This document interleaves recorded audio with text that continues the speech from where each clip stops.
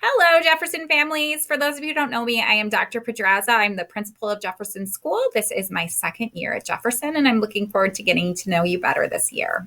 So the purpose of this presentation is to tell you about our kindergarten policies and procedures as we move to hybrid learning next week. So at Jefferson, we have an all-day kindergarten and also a half-day kindergarten option. Our half-day kindergarten is in the morning. Students can start arriving at school at 8:05 a.m. We have something called a rolling start. So once it is 8:05, the doors will open and students will start getting scanned into the building. So what is the hybrid schedule? So this is an interesting one that I've been zooming into classrooms to talk to kids about. So students who are on the A schedule are going to get instruction in school on Mondays and Tuesdays. And then on Wednesdays, Thursdays, and Fridays, they're getting their instruction at home. So that's really the big difference. Whereas on the B schedule, students get instruction at school on Thursday and Friday, and then they are attending remotely on Monday, Tuesday, and Wednesday. But besides that differentiation, there's not really a big difference. Your child is going to continue to have the same teacher, even if they have elected and your family has elected to be remote all year. The teacher is going to be teaching both remote students and in-person students at the same time, and I will talk more about how we're able to do that as the slides are coming up. Something you need to know is that all students are remote on Wednesdays, and remote students are virtual learning Monday through Friday until winter break. So if we're looking at the week of 9/8, things are going to be a little bit different. Our in-person students on Tuesday are going to be logging in at 8:15, but our remote students are going to be logging in at 8:45. And the reason for that for next week is that we really want to make sure that we have some time to talk to our kids and get them acclimated to the classroom as they come in. And we didn't feel that students who were remote at the time would benefit from that. They will see it when they come into the classroom on Thursday or Friday. And students who are fully remote aren't going to need some of that information because they aren't going to be in the building. So for next week, our students who are remote are going to be logging in at 8:45, regardless of whether you are on the hybrid schedule or you are remote all year, okay? So in-person arrival, drop-off is in front of the school at the sidewalk leading to door 1. And I wrote on here insert pic, but I actually have a video showing you what that looks like in about 2 slides coming up. Students line up on the markings on the ground as they arrive. So we have discs that are put out on the sidewalk that say, stand here, that are 6 feet apart. As they enter the building, their ID is scanned, it's going to turn green, and we let them in. If they're not self-certified, I'm going to talk about that a little bit more in the upcoming slides of what that process looks like. But we also have a procedure for that. You must certify your child's health each morning prior to 8 a.m. online at covid.elmhurst205.org. Their login information is actually really easy. It's their 5-digit ID number and password is their birthday. The video tutorial is available if you click there. So self-certification, your child must bring their student ID to school each day. So the classes that I've been talking to, I've been telling them, you've got to remember to bring that. And lanyards are on order to house your child's ID. Unfortunately, with COVID, everything is just very back ordered. And so we've been waiting for them, but we haven't gotten them yet. You are welcome to send your child to school with their own lanyard to start. A staff member will scan their ID when they arrive to make sure that their health certification was completed online. And there are printable forms if you need one. Just please reach out to Michelle Garino, our school secretary. If you forget to certify your child on the app or with a printable form, they will go to an isolation space until we can call you to verify their health.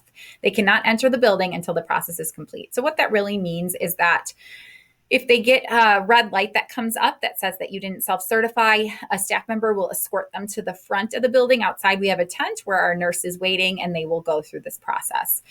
We are asking that you set a reminder alarm for yourself each morning in order to self-certify your children and bookmark the site on your smartphone or home computer. If your child has COVID symptoms, they will go to an isolation room with the school nurse and you'll be notified immediately. So we have a whole process for that. We are definitely keeping safety at the foreground. So students will exit out at dismissal door 1 and meet parents on the sidewalk around the perimeter of the front of the school. So what you want to be thinking about this year is, as long as you're on a sidewalk on the perimeter of the school, you are totally in a parent welcome friendly zone. When you get past that, that is where we are having a child and teacher only zone. At some point, I will be putting up signs that list that. I did put a video of everything for directions for arrival and dismissal and what that looks like. I really do recommend that you click on the other link that doesn't have me talking over this so that you are able to click and watch the video regarding the specifics of both arrival and dismissal. I'm going to try and show it to you here so that you can see it.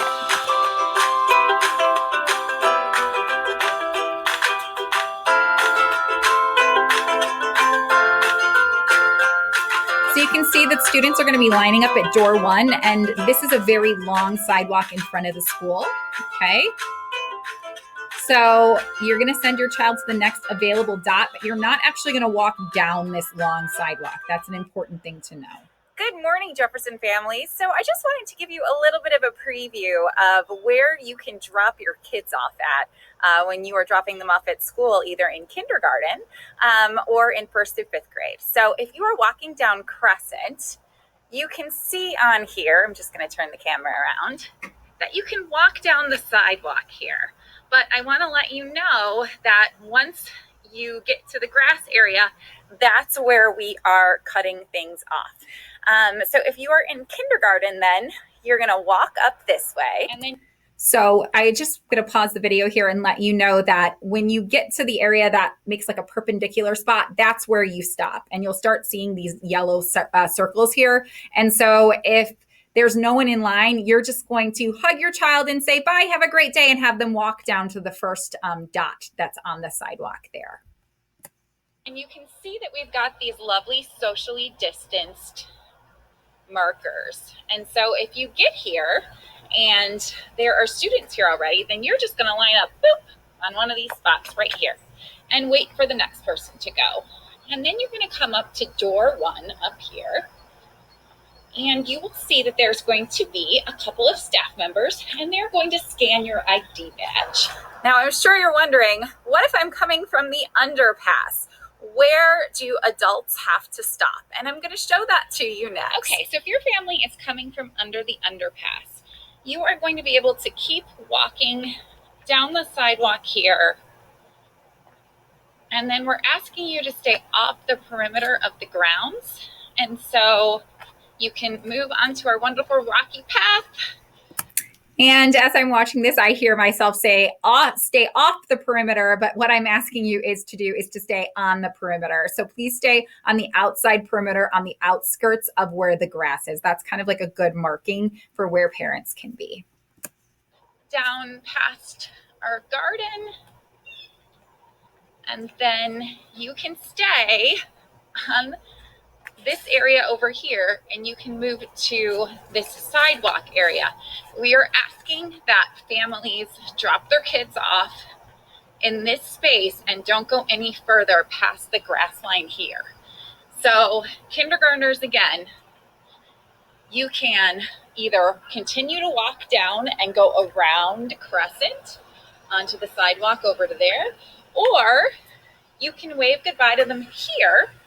And then they're going to continue to walk this way.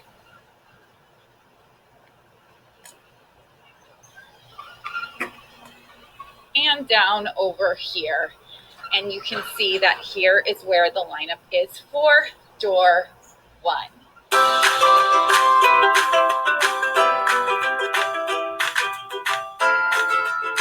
So families, when you are picking your kids up from kindergarten, you can line up anywhere along our sidewalk on Crescent.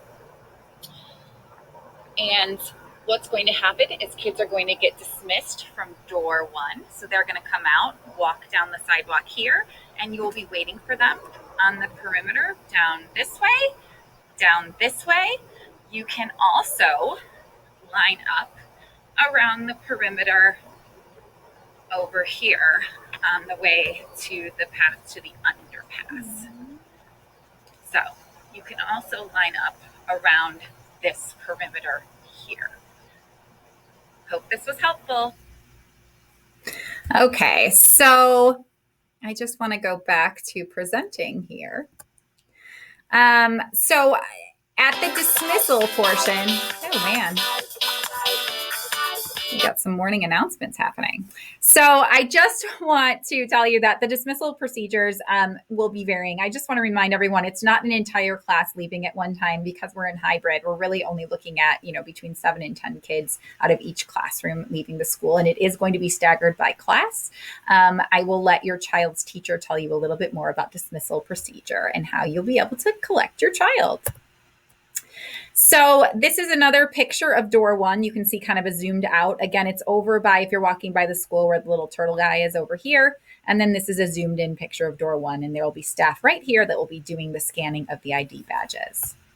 Snacks. So we are starting out with fruit or vegetables for snack only, but we did get notification from district office today that we can look at our food allergy lists in our classrooms and send out a communication next week regarding other appropriate snacks that are beyond fruits and vegetables. So please be looking for that from your child's teacher.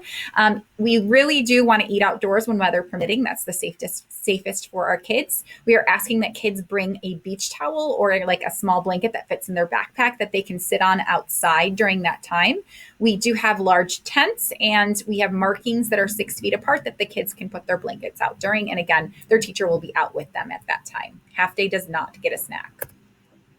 So safety procedures we have. Kids have to wear masks at all times unless they're eating. 6 feet apart at all times. Sanitizer is available in classrooms and around the school. We have a disinfectant spray and cleaner in classrooms as well. And we have no shared materials, supplies, or toys. So you're going to see when I talk about centers, how kids have actually their own individual bags and activities. And when they are doing centers, they're not in it with other children unless they are 6 feet apart. So one of our kindergarten teachers is Mrs. Kling. This is a view into her classroom. You can see the desks are 6 feet apart, and they are facing her large screen, which I didn't capture here.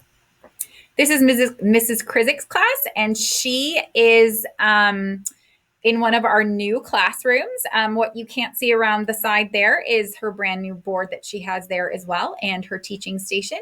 And then we also have Ms. Lindsay's class. She is also in one of the new classrooms. So exciting things happening in kindergarten here at Jefferson. Here's the kindergarten schedule. I just want to remind you again that when math is over at 10:40, that's when our half-day kindergarten students will be picked up by their parents. And acceleration, the ACC, that is when we give students what they need based on where they're at. So right now, we're not really using acceleration other than using it as a time for assessing where kids are at. So once we know where kids are at, we can start putting acceleration more in place. And then the science and social studies, that is for kids in kindergarten. That is their centers time, which I'm going to talk more about in a minute. So academics, our teacher is meeting with in-person and remote students daily. And the way that they're able to do that is because our teachers have 2 screens and they have a Bluetooth headset. And so while the teacher is teaching or doing the mini lesson, kids might be asked to put their lids down and listen to the teacher talking in live instruction, while the other kids are viewing the teacher on the screen that they have facing the teacher as they're talking. But really, the teacher is going to go back and forth between talking to kids on the screen, and that includes kids looking at the screen while they're in the classroom as well. You're not going to see a lot of shifts right now to that. And as the school year evolves, we will continue to try out new things and ask for feedback. Our play-based opportunities, kids are getting individual bags of toys for each student. There's going to be time built in for students to play and interact in the classroom, but that play and interact is really only individual. It is not much of them playing and interacting close to one another because of social distancing. Stations are not shared, and the schedule for cleaning happens in between students. So again, we want them to be creative, but right now that interaction piece is really limited to the virtual space. When students have a break, they get to have snack, they get to have mask-free time if they're outdoors, they're socially distanced, and there are teacher-led activities. So I know that normally we would have recess at this time where kids would get to choose what they want to do and go on the playground. At this time, we have not set up guidelines within the district where they are able to do that, but we are revisiting that and looking at a protocol where we could have kids have like a traditional recess. I will continue to inform you if that changes. Specials. All classes have specials: PE, music, art, and library. All day kindergarten has 30 minutes of specials daily, synchronously, and half day has asynchronous specials. Nurse's office. You need to report absences by 8:15 a.m. I've left the phone number up there for the attendance line. Contact Nurse Colette if your child needs medicine during the day, has allergies, or requires medical attention. And then I've also linked in the physical and vision exam. So again, I just want to tell you how excited we are to welcome our kindergartners back next week, whether they're starting on Tuesday or Thursday. We can't wait to see you and just have kids back in the building again. It's going to be wonderful. Thanks again.